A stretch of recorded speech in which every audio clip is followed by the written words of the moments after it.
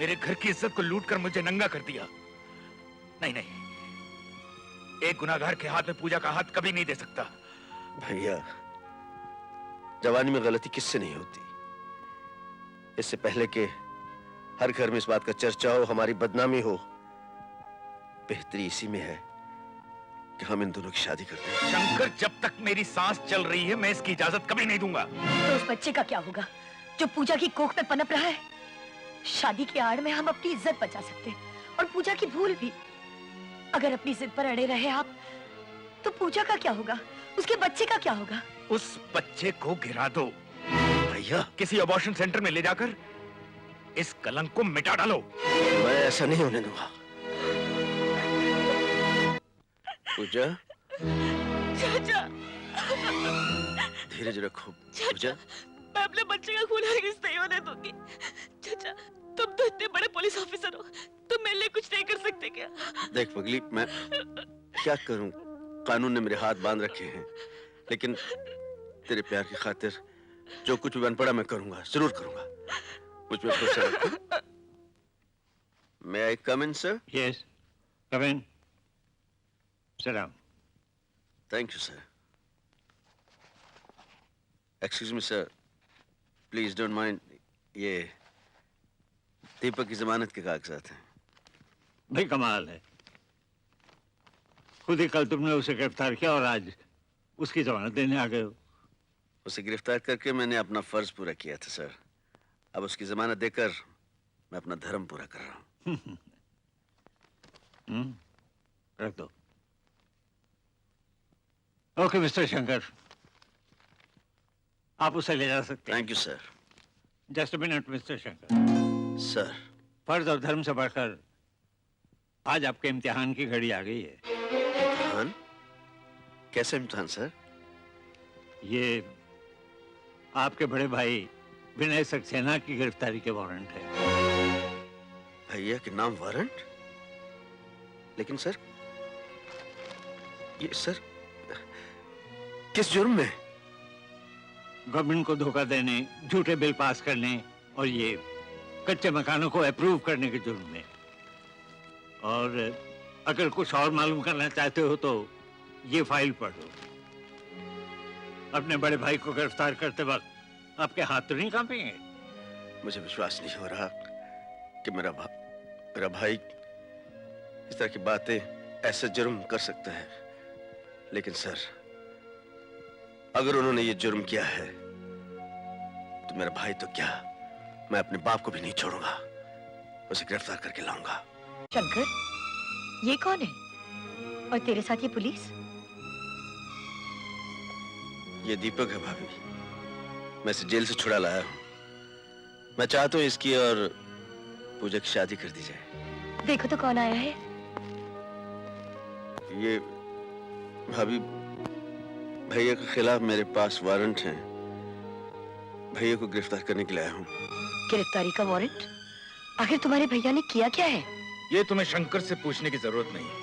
मैंने कौन सा गैर कानूनी काम किया है और कौन सा कानून तोड़ा है, इसका जवाब तो ये दे सकता है जिसे शंकर जेल से छुड़वा कर लाया है, या फिर मैं दे सकता हूँ जिसे शंकर गिरफ्तार करने आया है। भैया, मैं जानता हूँ आप बेकसूर हैं, लेकिन भाभी मैं कानून के हाथों मजबूर हूँ। तो फिर सोच क्या रहा है? डाल दे अपने भाई के हाथ में हथकड़ियां। फर्ज की राह में रिश्ते की दीवार को तोड़ डाल। कैसे तोड़ देगा रिश्ते की दीवार? कैसे भूल जाएगा कि तुमने अपना खून सुखाकर इसे पाल पोस कर इतना बड़ा किया है? क्यों रे शंकर, क्या तू अपने भैया के प्यार, त्याग और अपनेपन को बिल्कुल ही भूल गया? भाभी, कहीं तू उस छड़ी के मार का बदला तो नहीं ले रहा? भाभी क्या कर रही हो भाभी? अब तू भी मुझे जूता मार रही है। भैया तो मेरे लिए भगवान समान है। अगर भगवान किसी को छड़ी से मार दे तो इंसान उसके हाथों में हथकड़ी नहीं पहना सकता। भाभी, मुझे कमजोर मत बनने दे भाभी। आज मुझे अपना फर्ज पूरा करना है। चलो शंकर, मुझे ले चलो। भैया, आपकी गैर हाजिरी में अगर मुझे इन दोनों की शादी करनी पड़ी तो मुझे माफ कर देना। मुझसे कहीं बढ़कर तूने पूजा को प्यार दिया है शंकर, यकीन मान। अगर मैं मौजूद भी रहता तो पूजा का कन्यादान तेरे हाथों से करवाता।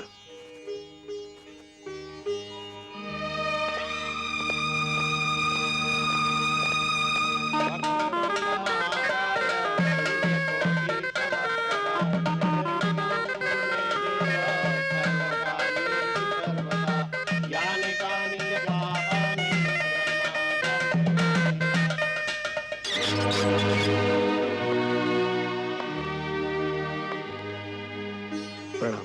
सुखी रहो। भगवान तुम दोनों की जोड़ी सदा बनाए रखे। पापा, मेरा यकीन मानिए, जो कुछ भी हुआ उसमें मेरा कोई कसूर नहीं था। मैं आज तक चुप हूं, खामोश हूं, क्योंकि मेरे पास मेरी और आपकी बेगुनाही का कोई सबूत नहीं है। मगर अब मैं खामोश रहने नहीं वाला। मैं यहाँ पर अपनी खुशहाली का आशीर्वाद मांगने नहीं आया हूँ, बल्कि आपसे उस जंग के लिए आशीर्वाद मांगने आया हूँ जो आज से शुरू होगी। मेरे लिए मेरी माँ है, मेरा भगवान है, और मुझे मेरी माँ के प्यार, त्याग और उसके आदर्शों की कसम, मैं तब तक आपको अपनी शक्ल नहीं दिखाऊंगा जब तक आपको बेगुनाह साबित न कर दूं। आशीर्वाद दीजिए मुझे। दीपक,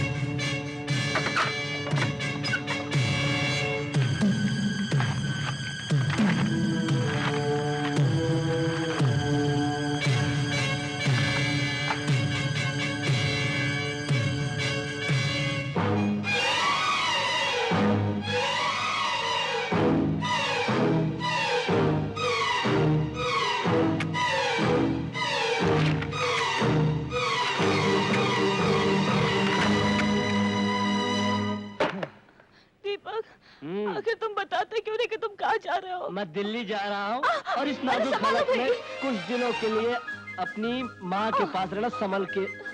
चले जाओगे? हाँ। मैं माँ जी को भी साथ लेके जाऊंगी। हाँ दीपक, तुम कब तक लौटोगे? मैं बहुत जल्द आऊंगा, और तब तक मेरे लिए छोटी सी चांद जैसी बेटी पैदा करना। नहीं, मुझे बेटा चाहिए। नहीं, हमारे यहाँ बेटी पैदा होगी जो अपनी बाप की जिंदगी में खुशियों की बहार लाएगी। काटना मत, काटना मत, काटना मत, काटना मत।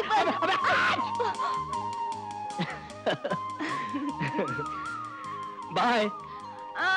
जब भी आई लव यू। संभाल के। बाय। ख्याल रखना अपना।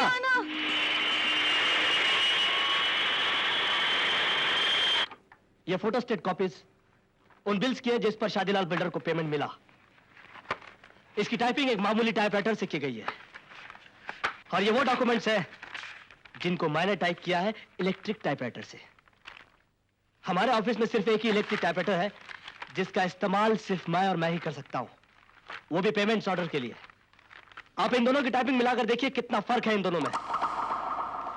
ये पेमेंट्स ऑर्डर्स पे जो डिस्पैच नंबर डाला गया है वो नहायत ही झूठा और बनावटी है, क्योंकि इस नंबर का लेटर आज तक पीडब्ल्यूडी ऑफिस से डाला ही नहीं गया।